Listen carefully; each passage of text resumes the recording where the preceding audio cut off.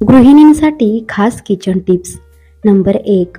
सुगंध यावा यासाठी दही विरजताना त्यात कढीपत्त्याची 2-3 पाने टाकावीत. नंबर 2. बुंदीचे लाडू उरल्यास दूध घालून त्याची खीर करावी. ही खीर चवीला छान लागते. नंबर 3. स्वयंपाकघरात एखाद्या वस्तूनं पेट घेतल्यास त्यावर मीठ आणि खाण्याचा सोडा टाकावा. यामुळे आग पटकन विझते. नंबर 4. कोणतेही पीठ चाळताना चाळणीत छोटीशी वाटी ठेवावी. पीठ लवकर चाळले जाते. नंबर 5. आले स्वच्छ करून फ्रीजरमध्ये ठेवल्यास अधिक काळ टिकते. तसेच सहज चिरता वा किसता येते. नंबर 6. अंडे उकडण्यापूर्वी पिनेने त्याच्या कवचावर अगदी लहानसे छिद्र करा. उकडल्यानंतर अंड्याचे कवच सहज काढता येईल. नंबर 7. ऑमलेट बनविताना मिश्रणात थोडे दूध घालून फेटा, म्हणजे ऑमलेट सॉफ्ट आणि स्वादिष्ट बनते. नंबर 8. आमरस किंवा आंब्याचे कोणतेही पदार्थ धातूच्या भांड्यात साठवून ठेवू नका. त्याचा रंग बदलण्याची शक्यता असते. नंबर 9. आले लसूण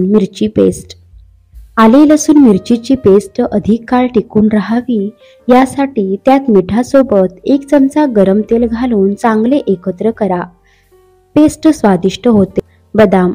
बदामाची साले सहज निघावीत यासाठी 15 ते 20 मिनिटे गरम पाण्यात भिजवून ठेवा. बटाटे आणि कांदे एकत्र ठेवल्यास बटाटे लवकर खराब होतात. लोणची टिकवण्यासाठी काही उपाय. लोणच्याचं नाव घेतल्याबरोबर तोंडाला पाणी सुटतं. लिंबाचं लोणचं, कैरीचं लोणचं आणि अजूनही लोणच्याचे प्रकार आहेत. पण काही जणांना ही तक्रार असते की त्यांचे लोणचे वर्षभर टिकत नाही. लोणची टिकवण्यासाठी काही उपाय. नंबर 1. सर्वप्रथम लिंबू किंवा कैऱ्या स्वच्छ धुवून स्वच्छ फडक्याने पुसून घ्या. नंबर 2. ज्या बरणीत लोणचं भरायचं आहे ती बरणी सुद्धा स्वच्छ धुवून कडक उन्हात 3-4 तास वाळवून घ्या. नंबर 3. विळी किंवा चाकूही स्वच्छ धुवून उन्हात वाळवून घ्या. नंबर 4. लिंबू किंवा कैरी चिरून एका कोरड्या पातेल्यात इतर सामग्रीसह मिसळून घ्या. मिश्रण चांगलं हलवून घ्या. कैरीचं लोणचं असल्यास त्यात गरम करून थंड झालेलं तेल घाला. नंबर 5. नेहमी लोणच्यावर कमीत कमी 4 इंच तेल हवे व लोणचे 2 ते 3 दिवसाआड हलवत राहिले पाहिजे, तर बुरशी लागत नाही. मित्रांनो, व्हिडिओ आवडल्यास व्हिडिओला लाईक करा, शेअर करा आणि सबस्क्राईब करा.